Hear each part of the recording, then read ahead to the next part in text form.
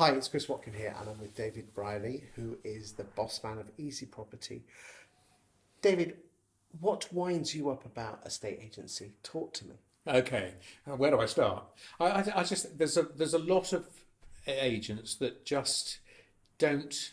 They just do the same old thing. They don't have a vision. They think they provide excellent service, and it's not, for all sorts of reasons, not necessarily of their fault. They don't look. They don't. They don't understand technology. They never sit back. I spoke to somebody the other day who said, I had 187 phone calls in one day just after lockdown. And I said, oh, that's interesting. He said, it's just ridiculous. I said, do you realise that you wouldn't have needed to have had those phone calls if you were actually communicating with those people using technology, whether that's emails, whether that's text messages, whether that's social media? He said, oh, no, that won't work. I said, it does work. It does work. I booked a flight before the lockdown, and it was cancelled the night before, and I got a text. Well, I knew it had been cancelled. That's how we're quite happy to be communicated with like that. So I think agents that just don't sit back and people. They've had the lockdown to think about what they were going to do, and some have gone back and repainted the office. But nobody's going into the office to see that lovely redecoration. Why aren't they coming up with a social media plan? Why aren't they coming up with a marketing plan, whether that's part social media, part physical, part digital? They just don't seem to be. It's too. They're too blinkered. Why do you think that is? Because it's just easier to do the same old thing. Because it does work, but fees are under pressure. Listing numbers are dropping, so therefore transaction numbers are dropping. Costs aren't really coming down. That your rents and business rates have been suspended for a year, but a year's a very short time in the life of a business. Do you think the lack of fees has meant that we've had a lack of decent people coming into into the industry? Yeah, because it's not appealing. It's the work-life balance is not very good. It's long hours, and it's too controlled. So why do you think the fees are lower today than they were 15 years ago? Because people are not confident in their own ability to say, Chris, it's 1.5%. It's interesting. The Peter Knight with his Property Academy does an annual survey, and when the first survey came out in 2004, the average fee was 1.6. And each and every single year it has dropped to the point now where it's about 1%. Interestingly, when a lot of people blame Purple Bricks, but Purple Bricks came in 2014, and there's no difference. No. So it's a lack of training or lack of attitude. I think it's probably a combination of all sorts of things, but it's lack of self-confidence in your ability to say, the price is 1.5%. Do you think the wrong type of person is attracted to a estate agency? I mean, I talk to an awful lot of Australian estate agents, and they are in a different league. Yeah, I think it is. There are no barriers to entry at all. There's no qualification, no licensing, no nothing.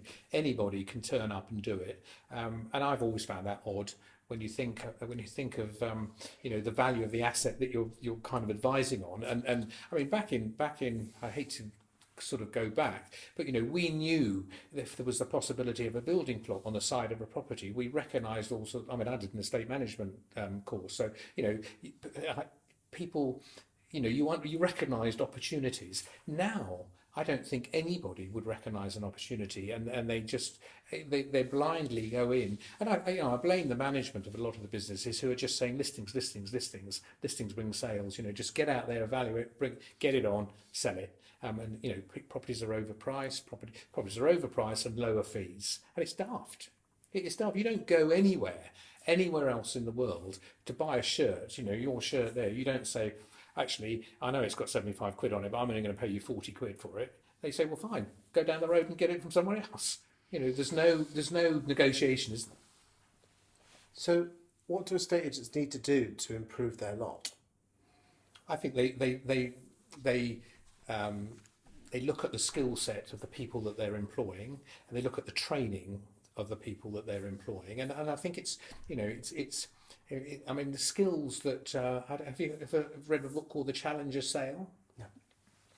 It's kind of the new way of thinking in sales, whereas a lot of people think that you just build a relation, it's a relationship building sale, and to some extent that is the case. But also, you've got to be in control.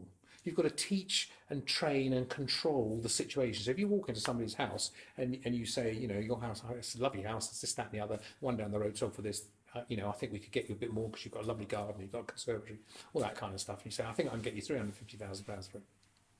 Is that good? Yeah, that's what I was hoping for. Fine, okay. So why then do you say, and then they say, well, what's your fee? And you say, oh, well, it's 1.5%, but I'll do it for 1.25. Why?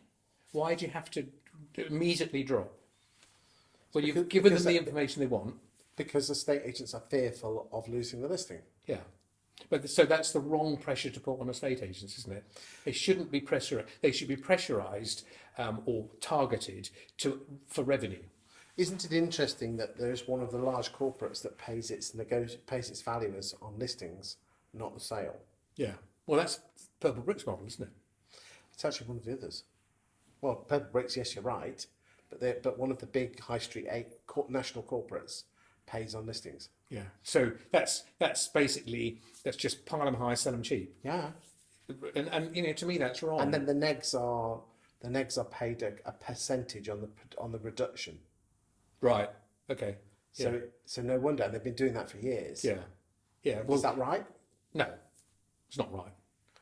Why do you think 60% of estate agents, 60% of properties actually then sell with a second agent? Do you think this is an outcome of this poor way of? I think it probably is an outcome because they've gone in, they promised the earth, they've overpriced it to get it on. And I've never understood. I mean, I know the trading standards don't have enough manpower, but that's a consumer protection, criteria, isn't it? Valuing the property properly. If people are going in and putting 50 grand on it just to get it on, but people are greedy, aren't they? So because and most of them know that that's not right. Yeah, but they think, well, Connells will offer me extra 50 grand more, so I'm going to take it then, because their perception is that the agent's giving them money. And how many times does somebody say that? Well, the agent down the road offered me more. Wait a minute, he hasn't offered you anything. He's telling you it's an asking price, not a purchase offer. I think that we should be providing better service for whatever the fee should be, and if you don't have high street premises and the costs of that, because it's not just the rent and the rates, is it? It's having some bodies sitting in there when the negotiator or the lister or whoever is gone out on a viewing. So you're having to effectively pay somebody to keep the door open, which is crazy. You don't need to do that. So people who say Purple Bricks or us or any other person is cheap fees. It's dragging it down is completely wrong. They're missing the point. The point is we're providing value for money because we're not having expensive premises and expensive staff that effectively aren't needed. Thank you for your time today.